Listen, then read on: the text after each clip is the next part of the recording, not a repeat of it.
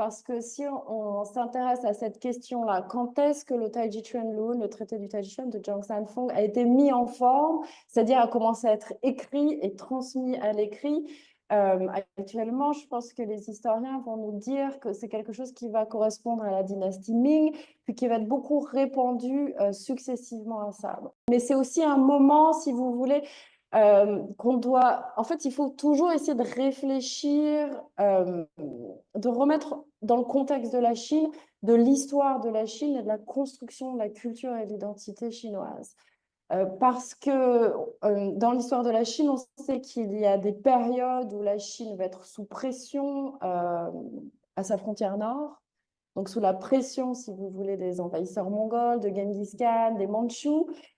où l'empire va passer sous domination extérieure, en fait, ne va plus être gouverné par les Chinois, par les Han eux-mêmes. Donc, dans les périodes où les Chinois, les Han vont reprendre le dessus à l'intérieur de leur empire et vont pouvoir repousser les Mongols ou les Mandchous à l'extérieur, on va quelque part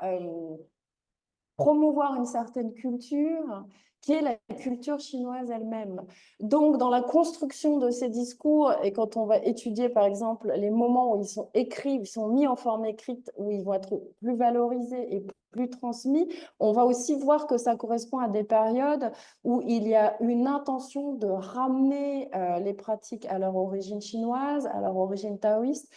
pour construire un certain discours culturel. Donc en fait, on a un peu la création d'un certain mythe